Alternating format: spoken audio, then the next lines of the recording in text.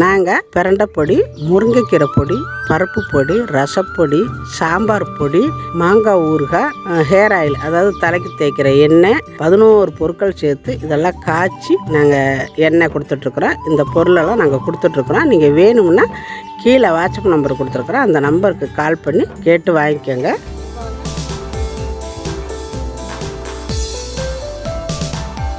எல்லாருக்கும் வணக்கம். இன்றைக்கி நம்ம வீடியோவில் என்ன பார்க்க போகிறோம்னா திருநெல்வேலி அல்வா தான் செய்ய போகிறோம். அல்வா நிறைய விதமாக செய்யலாம். இது ஒரிஜினலாக திருநெல்வேலியில் எப்படி செய்கிறாங்களோ அதே மாதிரி நம்ம செய்ய போகிறோம். இது கோதுமையை ஊற வச்சு செய்கிறது ரொம்ப நல்லா இருக்கும், நல்ல டேஸ்ட்டாகவும் இருக்கும். இப்போ அது எப்படி செய்கிறது அப்படிங்கிறது வாங்க பார்க்கலாம். அதுக்கு முன்னாடி நம்ம சேனலை நீங்கள் சப்ஸ்கிரைப் பண்ண மாதிரி இருந்தால் சப்ஸ்கிரைப் பண்ணி வச்சுக்கோங்க. இந்த பக்கத்தில் இருக்கிற ஆளுங்கிற பெல்லை அமுத்தி வைங்க. அப்போ தான் நாங்கள் போடுற வீடியோ உடனே உங்களுக்கு கிடைக்கும். இப்போ வாங்க திருநெல்வேலி அல்வா நல்லா ருசியாக டேஸ்ட்டாக மணமாக எப்படி செய்கிறது அப்படிங்கிறத பார்க்கலாம். இப்போ நம்ம சம்பா கோதுமை எடுத்து 1 டம்ளர் ஊற வச்சுருக்குறேன். அதாவது 1/4 கிலோ கோதுமை எடுத்து 6 மணி நேரம் ஊற வச்சுருக்குறேன். நல்லா ஊறி அப்படியே மெதுன்னு நிற்கிது. இது நல்லா அப்படியே வாயில் போட்டால் அவ்வளோ சாஃப்டாக இருக்குது, அந்த மாதிரி ஊறி இருக்குது. இப்போ நம்ம இதை கிரேட்டில் போட்டு ஆட்டிக்கலாம். தண்ணி ஊற்றி ஆட்டிக்கலாம். இதை போட்டுட்டு கொஞ்சம் நேரம் அப்படியே கையை பிடிச்சிட்டு நிற்கணும், இல்லாட்டி வெளியில் குடிக்கி பாருங்கள் தெரிக்குது. இப்போ இது பாதி அரைஞ்சிருச்சு, ரொம்ப அரைய வேண்டாம், பாதி அரைஞ்சிருச்சு. இப்போ இந்த மாதிரி ஒரு சல்லடை எடுத்து வச்சுக்கோங்க, அள்ளி போட்டுக்கலாம். இப்படியே கொஞ்சம் கொஞ்சமாக தண்ணி ஊற்றி அலசி எடுக்கணும்.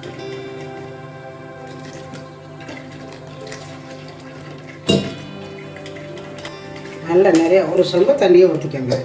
தண்ணி நிறையா ஊற்றுறமேனு பயப்பட வேண்டாம். அந்த மாதிரி தண்ணி ஊற்றிட்டு நல்லா புழிஞ்சிட்டு மறுபடியும் கிரைண்டரில் போடுங்க. இந்த மாதிரி இப்போ நம்ம ஒரு தடவை ஆட்டி அள்ளிட்டா இன்னும் ஒரு தடவை ஆட்டி அள்ளணும். மறுபடியும் நல்லா தண்ணி ஊற்றி ஆட்டிக்கோங்க. பாருங்கள் நல்லா அரைஞ்சிருச்சு. அரைஞ்ச உடனே அதெல்லாம் பாருங்கள் எப்படி சக்கை ஆட்டம் வந்துருக்கு, லப்பர் மாதிரி. நல்லா தண்ணி நிறைய ஊற்றிக்கிட்டு இந்த மாதிரி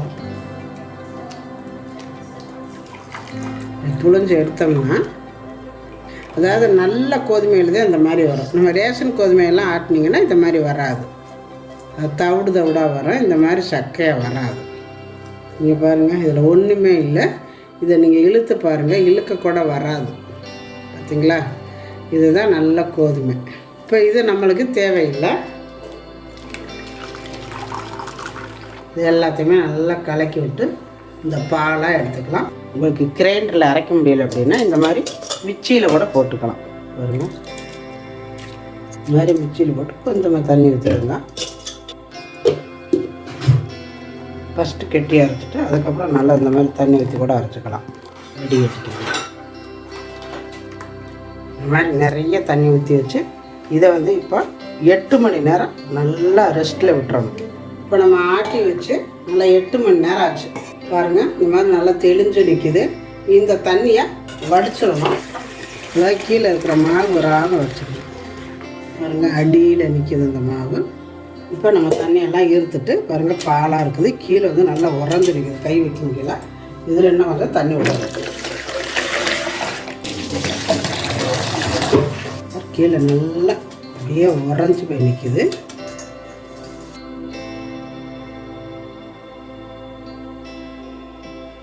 வடிகட்டிக்கலாம். நல்லா ஒரு தடவை வடிகட்டிட்டு மறுபடியும் ஒரு 3 லிட்டர் தண்ணி ஊற்றிருக்கிறேன். அதாவது 1 லிட்டரு 1/2 லிட்டர் பால் இருக்கும், அதுக்கு 3 லிட்டர் தண்ணி ஊற்றி வச்சுருக்கிறேன். இது இருக்கட்டும். ஃபேன் அடுப்பில் வச்சுருக்கிறேன். 1/4 கிலோ கோதுமை எடுத்து நான் அரைச்சி பால் எடுத்து வச்சுருக்கிறேன். 1/4 கிலோ கோதுமைக்கு 1/4 கிலோ சர்க்கரை எடுத்துருக்கிறேன். இதில் கொஞ்சம் போல், அதாவது பாதி சர்க்கரையை நான் கேரமல் பண்ணிக்கலாம். பாதி சர்க்கரை இருக்குது. கொஞ்சமாக தண்ணி விடுங்க, நிறைய வேண்டாம், கொஞ்சமாக முழுகிற அளவு, அவ்வளோதான். இது அப்படியே கேரமல் ஆகணும். நம்ம எந்த ஒரு புட் கலரும் சேர்க்காம இதில் இருக்க அந்த கேரமலை வச்சு அந்த அல்வா கலர் கொண்டு வரணும். அதுக்காகத்தான் இந்த கேரமல், வேறு ஒன்றும் இல்லை. நல்லா ஒரு கலர் வரணும். லைட்டாக கிண்டி விடணும், ரொம்ப கிண்டணுங்கிறது இல்லை, அந்த கலர் வரணும். அதே சமயத்தில் கறி போயிடக்கூடாது. இப்போ பாருங்கள், நல்லா அந்த ஒரு கலர் வந்துச்சு பாருங்கள், இந்த மாதிரி வரும். அவ்வளோதான். இப்போ இதுக்கு மேலே வச்சுருக்கக்கூடாது, இறக்கி வச்சிடலாம். இப்போ ஒரு நல்ல அடிக்கனமான ஒரு பாத்திரம் வச்சுக்கோங்க. நான் இரும்பு சட்டி வடைச்சட்டி வச்சுருக்கிறேன். இந்த பாலை கையில் விட்டுக்கணும். நல்லா கலக்கிட்டு ஊற்றிக்கோங்க. அது உட்காந்துருக்குது. கை விடாமல் நல்லா கிளறிக்கிட்டே இருக்கணும். இந்த மாதிரி கிண்டிக்கிட்டே இருக்கணும். அடுத்த நாளாவே இப்போ வந்து ஸ்பீடாக வச்சுக்கோங்க. அப்புறம் போடலாம். கீழே வந்து கொஞ்சம் கூட கட்டி தட்டக்கூடாது. தனித்தனியாக தங்கி நம்ம கார்ன்ஃப்ளவர் மாவை வந்து போட்டு கலக்கி எடுத்தோம்னா அந்த தலையில் வரும். அந்த மாதிரி வரக்கூடாது. இதை கலக்கிடும் அப்படியே மொத்தமாக. அப்போ தான் அவங்களுக்கு அந்த அல்வா வந்து நல்லா பிசு பிசுப்பாக இருக்கும். இல்லாட்டி அது ஒரு மாதிரி நம்ம வந்து செய்யலாம் நல்லாயிருக்கும். இறக்கி வச்ச உடனே பார்த்தீங்கன்னா கேசரி மாதிரி ஆகிடும். முட்டுன்றது இந்த மாதிரி கை விடாமல் கிண்டிக்கிட்டே இருந்தோம். இப்போ இதில் நம்ம எடுத்து வச்சுருக்கிற இந்த சர்க்கரை இதை சேர்த்துக்கலாம். சர்க்கரை வந்து நான் ஒரு மினிமமான இனிப்பு போட்டிருக்கிறேன். உங்களுக்கு நிறைய வேணும்னா நிறைய சேர்த்துக்கோங்க.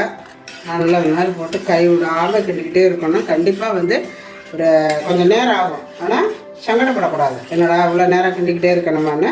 உங்களுக்கு அல்வா வந்து அந்த அல்வா கடையில் வாங்குற மாதிரியே வேணும்னா திருநெல்வேலியில் வாங்கினா அவ்வளோ டேஸ்ட்டாக நல்லா அப்படி பிச்சோம்னா பிச்சுக்கிட்டு வரும். அந்த மாதிரி வரணும்னா இது கை விடாமல் கிண்டிக்கிட்டு தான் இருக்கணும். இந்த மாதிரி கை விடாமல் கிண்டிக்கிட்டே இருந்ததுனால இங்கே பாருங்கள் எப்படி வந்திருக்கணும். பாருங்கள் இப்படி வரணும். இப்போ நம்ம கேரமல் பண்ணி வச்சுருக்கணும். அதை தூக்கி இதில் ஊற்றிக்கணும். இப்போ பாருங்கள் ஒரு ஆள் கிண்டிக்கிட்டே இருக்கணும். ஒரு ஆள் தூக்கி ஊற்றணும்.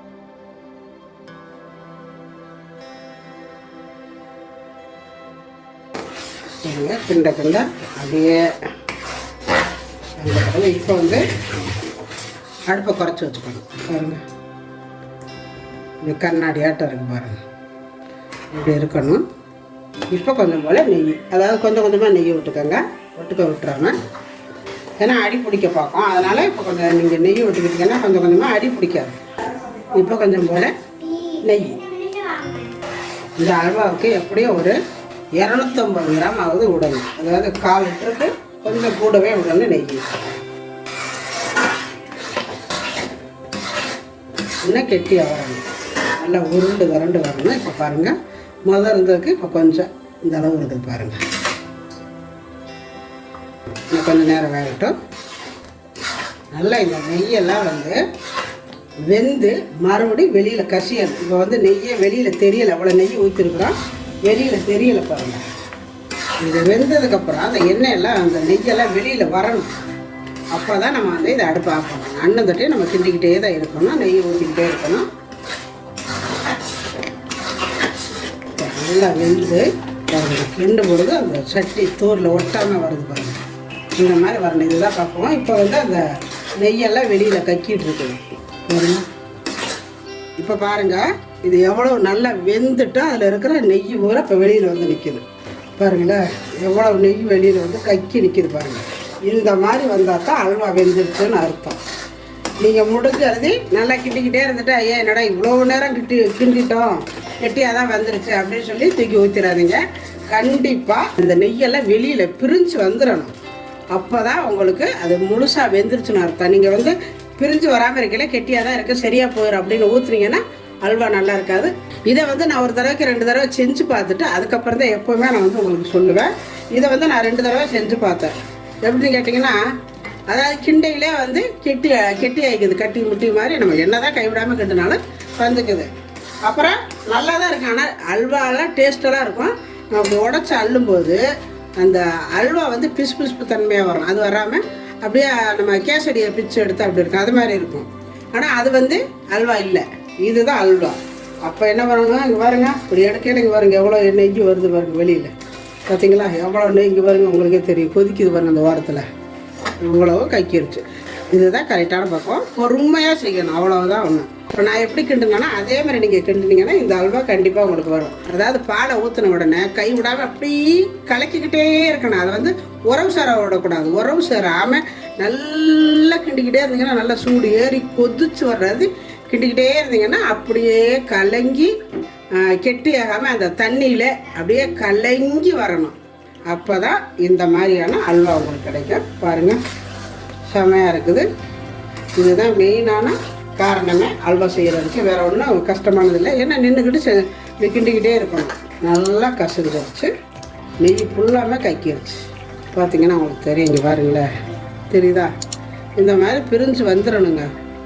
நம்ம என்ன தான் அமுத்தி எடுத்தாலும் பாருங்கள் இதை தான் கரெக்டாக வெந்துருச்சுங்கிறதுக்கு அடையாளமே. பாருங்கள் இந்த நெய்யை நம்ம தனியாக கூட தனியாக எடுத்துக்கலாம். இதுதான் கரெக்டான பக்குவம்.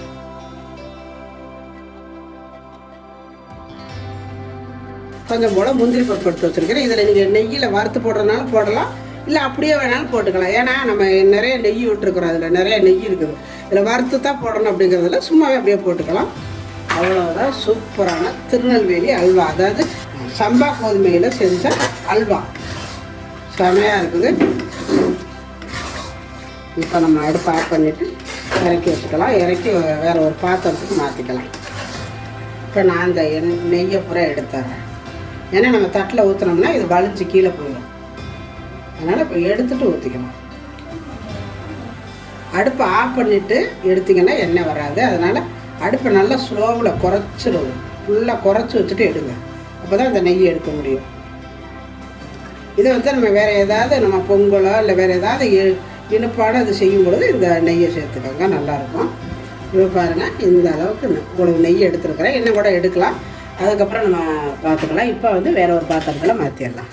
இப்போ இது தூக்கி ஊற்றிடலாம். பாருங்கள்,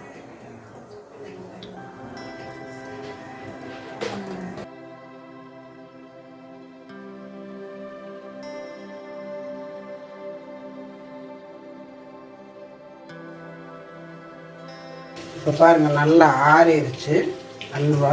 எவ்வளோ நல்லா இருக்கு, செம்மையாக இருக்குது. இதில் இருக்கிற நெய்யை மறுபடியும் கூட வடித்து விட்டுறலாம். நல்லா வடிச்சிட்டோம்னா நெய் இல்லாமல் நல்லா வந்துடும்.